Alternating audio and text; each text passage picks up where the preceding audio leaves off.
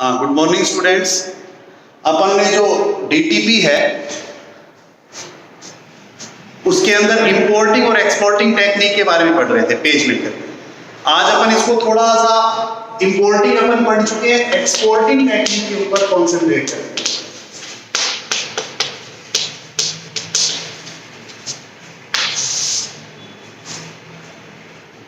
देखिए exporting technique होती क्या है। जो मैंने बताया था कि अपने पास जब अपन डेटा को एक स्थान से दूसरे स्थान पर भेजते हैं, डेटा को अपन एक स्थान से दूसरे स्थान पर ट्रांसमिट करते हैं, तो उस दौरान किसके अंदर, पेज मेकर से किसी दूसरी एप्लीकेशन के अंदर, तो जब अपन वहां से उसको दूसरे स्थान पर भेजते हैं तो उस कॉन्सेप्ट को अपन क्या बोलते हैं, एक्सपोर्टिंग टेक्निक बोलते हैं। सपोज कीजिए कि ये अपना पेज मेकर एप्लीकेशन है और ये कोई दूसरी एप्लीकेशन है जैसे एमएस वर्ड, ये दोनों अपनी एप्लीकेशंस हैं। यहां से जब अपन डेटा को इसके पास भेजते हैं तो इसको अपन बोलते हैं एक्सपोर्टिंग, और जब अपन यहां से डेटा को पेज मेकर में लेकर आते हैं तो इसको अपन बोलते हैं इंपोर्टिंग। इंपोर्टिंग टेक्निक अपन पढ़ चुके हैं पहले, अपने पास कई तरीके की इंपोर्टिंग टेक्निक्स थी जिनको अपन डिस्कस कर चुके हैं। आज अपन एक्सपोर्टिंग टेक्निक के ऊपर डिस्कशन करते हैं। इसके लिए सबसे पहली चीज कि अपन एक्सपोर्ट क्या क्या कर सकते हैं ये अपने को पता होना चाहिए। अपन जानते हैं कि जो पेज मेकर सॉफ्टवेयर होता है वो मेनली दो प्रकार के कॉन्सेप्ट में या दो प्रकार के डेटा में या मीडिया में डील करता है। पहला मीडिया होता है टेक्स्ट, अक्षर जो कीबोर्ड से लिखे हैं। दूसरा होता है ग्राफिक्स। ग्राफिक्स का मतलब ये होता है कि जिसके अंदर अपन फोटो या इमेज या इस तरीके का कॉन्सेप्ट अप्लाई करते हैं। तो यहां टेक्स्ट और ग्राफिक्स दोनों ही प्रकार की मीडिया से एसोसिएट है। इसके अलावा दो प्रकार की चीजें या दो प्रकार के डेटा को और ये एक्सपोर्ट कर सकता है। एक होता है HTML format, hyper text markup language format. मतलब वेब एप्लीकेशन, अपन ने पढ़ा भी है कि पेज मेकर की एक बहुत बड़ी खासियत होती है कि वेब एप्लीकेशंस के डेटा को भी मूव करता है या उसको भी एडिट करने की क्षमता रखता है। तो यहाँ HTML के रूप में भी डेटा को अपन एक्सपोर्ट कर सकते हैं। और लास्ट होता है PDF, पोर्टेबल डॉक्यूमेंट फॉर्मेट। इस प्रकार के डेटा को भी ये आसानी से मूव कर सकता है किसी दूसरी एप्लीकेशन में। बट खासियत ये होनी चाहिए कि वो जो एप्लीकेशंस हैं वो इन प्रकार के डेटा को यूज कर सके, ओपन कर सके, उसको एडिट कर सके। ये क्षमता उनमें होनी आवश्यक है, तभी ये काम कर पाए। अब करने का तरीका क्या है या करने के लिए अपन क्या कॉन्सेप्ट अप्लाई करते हैं? बिल्कुल सिंपल है। इन चारों में से जो भी स्टेप अपने को इंप्लीमेंट करना है वो चारों चीजें अपन एक साथ कर सकते हैं। देखिए कैसे करते हैं। स्टेप बाय स्टेप होता है एक्सपोर्टिंग टेक्निक का वर्क। सबसे पहला स्टेप, फर्स्ट जो स्टेप है वो क्या है? पहले स्टेप के अनुसार जब भी अपन डेटा को एक स्थान से दूसरे स्थान पर भेजते हैं या जब भी डेटा अपना पेज मेकर से किसी दूसरी एप्लीकेशन पे जाता है तो सबसे पहला काम ये होता है कि वो डेटा अपना सेलेक्ट होना चाहिए। वो डेटा अपने को पता होना चाहिए कि किस तरीके से यूज हो रहा है, किस तरीके से लागू हो रहा है। तो उसके लिए अपन पहला जो काम करेंगे वो करेंगे डेटा सिलेक्शन का। ये फर्स्ट स्टेप। जैसे मैं आपको बताता हूं, सपोज कीजिए कि ये अपना आईडी की ये वर्किंग पेज। इस वर्किंग पेज में आपने कोई भी एक फाइल बना रखी है, कोई भी आपने एक डॉक्यूमेंट बना रखा है। जैसे आपने पेज 1 बना, ये पेज 1। पहला काम क्या करना है अपने को, इस पेज मेकर के इस पेज 1 को टोटली सेलेक्ट करना है। सेलेक्ट कैसे करेंगे अपन? सेलेक्ट करने का सिंपल सा तरीका है, या तो अपन ये पेज ओपन करेंगे और शॉर्टकट की जो होती है Ctrl+C, उससे अपन कॉपी कर लेते हैं, या Ctrl+A या Ctrl+Alt+Ctrl दबाकर उस पूरे को सेलेक्ट कर लेते हैं। या फिर माउस की सहायता से अपन यहां से ड्रैग करते हुए यहां तक लेके आते हैं तो पूरा का पूरा जो पेज है वो अपना सेलेक्ट हो जाता है। मान के चलिए कि अपने टेक्स्ट फाइल ये मैंने सेलेक्ट कर दिया पहला। फिर उसके बाद सेकंड वर्क अपन क्या करते हैं, अपन इसके मेन्यूज के अंदर जो अपना सबसे पहला मेन्यू होता है, कौन सा मेन्यू होता है? सबसे पहला फाइल, इसके ऊपर क्लिक करते हैं। जैसे इसके ऊपर क्लिक करेंगे आपके पास नीचे की तरफ एक ड्रॉप डाउन लिस्ट आएगी। उस लिस्ट में बहुत सारे ऑप्शन रहते हैं, बहुत सारे अपने अलग अलग कॉन्टेंट्स रहते हैं या सब मेन्यूज रहते हैं। उन सब मेन्यू में अपने पास एक सब मेन्यू मिलेगा एक्सपोर्ट, इस नाम से। इसके ऊपर अपन क्लिक कर देते हैं। जैसे ही अपन इसके ऊपर क्लिक कर देते हैं अपने पास नीचे एक एक्सपोर्ट डायलॉग बॉक्स प्रकट होगा। एक्सपोर्ट डायलॉग बॉक्स क्या होता है? एक इस प्रकार का बॉक्स होता है जिसका नाम होता है एक्सपोर्ट डायलॉग बॉक्स। यहां क्लोज, मैक्सिमाइज, मिनिमाइज ये बटन होते हैं। यहां लिखा होता है एक्सपोर्ट, इस प्रकार से। इसमें अपने पास ऑप्शन रहते हैं कई तरीके के। जैसे अपन एक्सपोर्ट कमांड पे क्लिक करते हैं, यहां अपने पास वो चार ऑप्शन आते हैं, टेक्स्ट, ग्राफिक्स, मतलब जैसे अपन इसके ऊपर क्लिक करते हैं अपने पास यहां पर ये चार ऑप्शन आते हैं,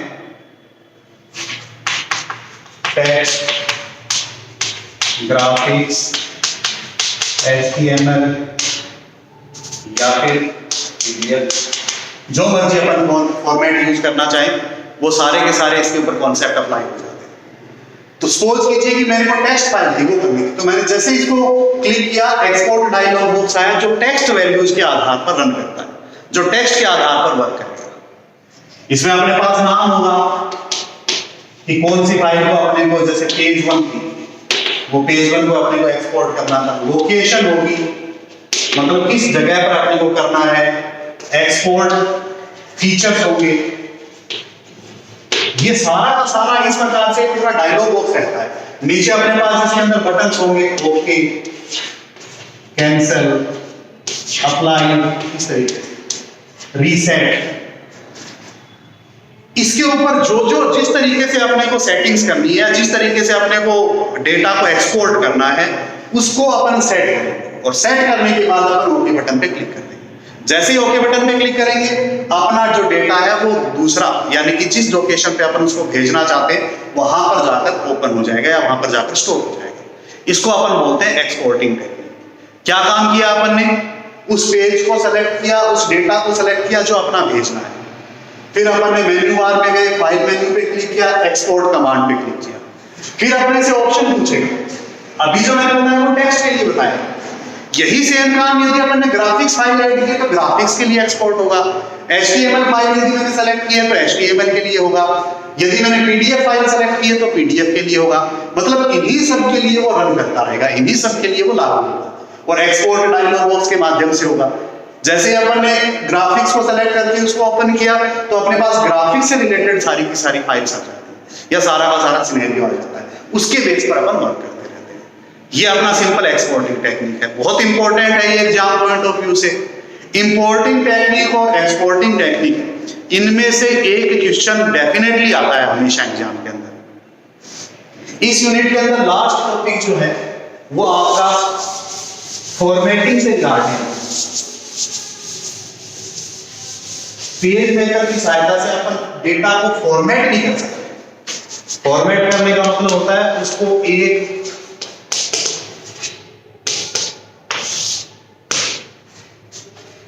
प्रारूप से, या अपन यूं कहें कि एक पर्टिकुलर जो उसका अपीयरेंस है उसको चेंज करना, किसी दूसरी अपीयरेंस के अंदर बदलना, किसी दूसरी अपीयरेंस के अंदर उसको सेट करना, वो चीज अपनी फॉर्मेटिंग कहलाती है। फॉर्मेटिंग कैसे रन करती है? फॉर्मेट अपन दो लेवल पे करते हैं। एक होता है जिसको अपन बोलते हैं टेक्स्ट फॉर्मेटिंग, और एक होता है अपना जिसको अपन बोलते हैं पैराग्राफ फॉर्मेटिंग। देखिए टेक्स्ट फॉर्मेटिंग और पैराग्राफ फॉर्मेटिंग में क्या फर्क है? जब अपन किसी भी पर्टिकुलर एक शब्द को, एक अक्षर को अलग से फॉर्मेट करते हैं तो वो चीज क्या कहलाती है? टेक्स्ट फॉर्मेटिंग कहलाती है। एक अक्षर को या एक शब्द को, इसको कई बार अपन ये भी बोलते हैं कैरेक्टर फॉर्मेटिंग। और जब अपन बहुत सारे अक्षरों को, जैसे पूरा एक पैराग्राफ है, उसको एक साथ यदि अपन फॉर्मेट करते हैं तो वो चीज अपनी कहलाती है पैराग्राफ लेवल फॉर्मेटिंग। दो तरीके के लेवल्स होते हैं, दो तरीके से अपन फॉर्मेटिंग एक्सेस करते हैं, text level formatting, paragraph level formatting. अब ये करते कैसे, करने का तरीका जैसे अपन ने पहले डिस्कस किया लगभग वैसा ही, सिंपल सा काम है। अपने को सबसे पहला काम वही करना है, अगर अपन टेक्स्ट लेवल फॉर्मेटिंग करते हैं तो अपने को टेक्स्ट का सिलेक्शन करना है, अक्षरों का सिलेक्शन करना है। कैसे करेंगे अपना अक्षरों का सिलेक्शन, जैसे सपोज किया अपना वर्किंग पेज है, मैंने इस तरीके से दिस इज लिखा है, मैं इसको सेलेक्ट करता हूं, इसको सेलेक्ट, ये पहला पार्ट मैंने कर।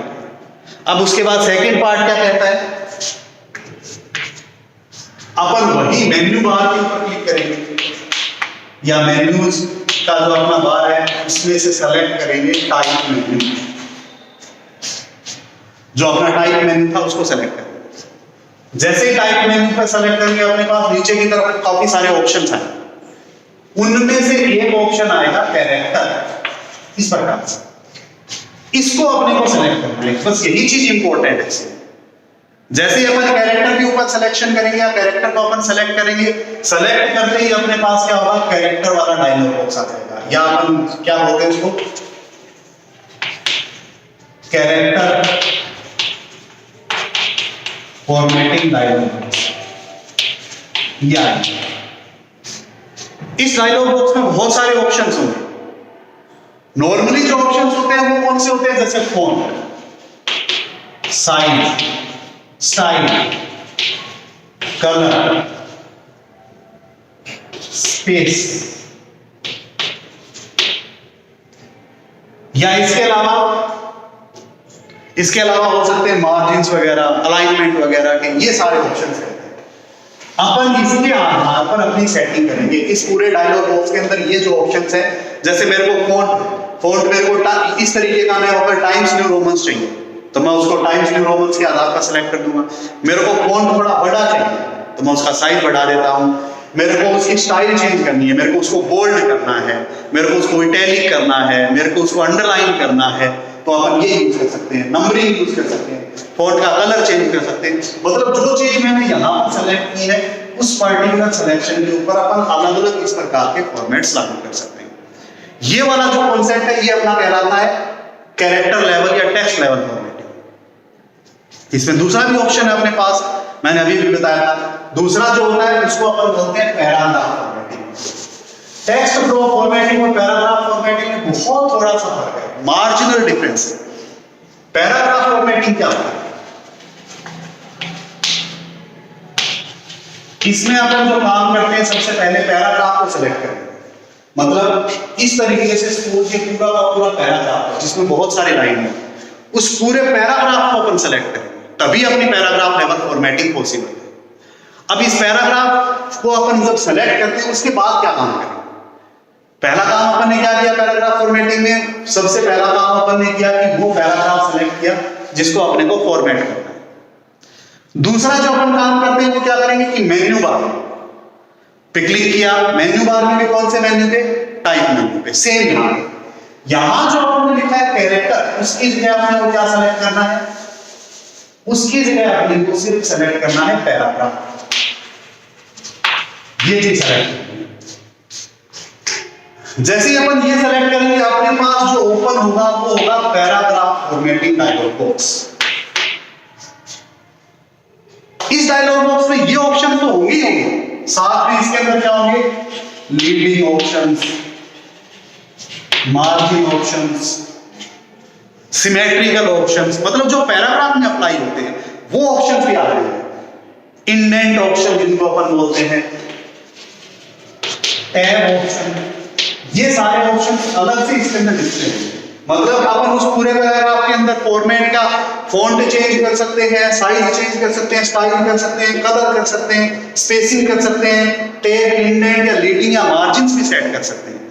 ये सारी चीजें जानते हो आप क्या होती है। लीडिंग का मतलब होता है कि एक लाइन से दूसरी लाइन के बीच में कितना स्पेस रहता है, ये चीज अपन डिफाइन कर सकते हैं।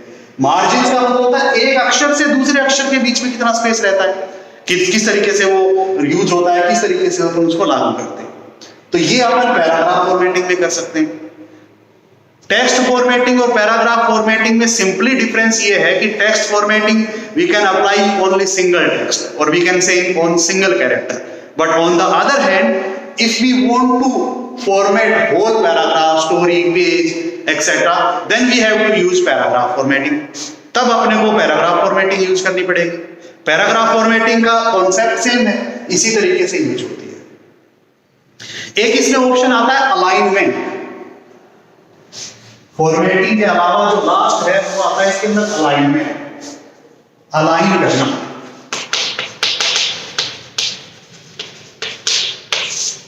अलाइनमेंट का मतलब होता है सिमेट्रिकल करना, कि जो अपन ने अक्षर लिखे हैं वो एक ही प्रकार से डिस्प्ले। उसके लिए भी सेम ऑप्शन है।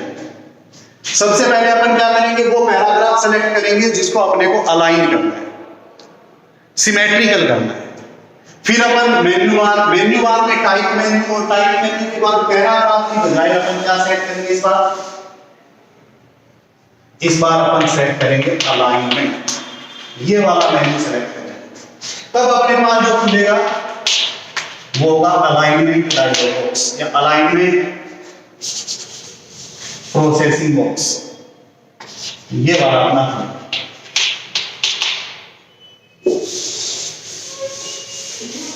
अलाइनमेंट चार तरीके की,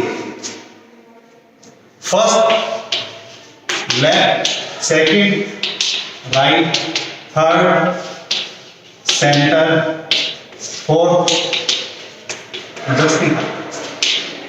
थोड़ा थोड़ा देखिए, ये जैसे पूरा अपना पैराग्राफ है, इसमें इस सीधे से यदि अपन अलाइन करते हैं, मतलब यहां से यदि शुरू करते हैं पूरा का पूरा, तो वो कहलाता है अपना लेफ्ट। अगर अपन इस सीधे से पूरे पैराग्राफ को अलग करेंगे, सिमेट्रिकल करेंगे, तो वो कहलाता है राइट। यदि यही काम अपन बीच में से करेंगे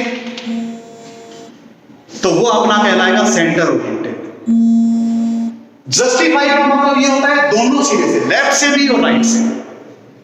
मतलब चार तरीके से अपन अलाइनमेंट कर सकते हैं। चारों तरीके कौन कौन से हैं? फर्स्ट, जिसमें अपन लेफ्ट से, यहां से शुरू होगा सारे टेक्स्ट, मतलब यहां से लिखना शुरू होगा, ये बिल्कुल सिमेट्रिकल रहेगा। राइट का मतलब यहां से शुरू होगा, बिल्कुल सिमेट्रिकल रहेगा। सेंटर का मतलब यहां से शुरू होगा, इक्वली डिस्ट्रीब्यूट होता रहेगा, बड़ा होता रहेगा। और जस्टिफाई का मतलब है ये सीधा और ये सीधा दोनों फिक्स है, उसके बाद अपने आप वर्क करता रहेगा। इस तरीके से अपन चार अलाइनमेंट ऑप्शन भी अप्लाई कर सकते हैं। आज जो अपन ने पढ़ा है वो चार चीजें पढ़ी है: exporting technique, text formatting, paragraph formatting और अलाइनमेंट।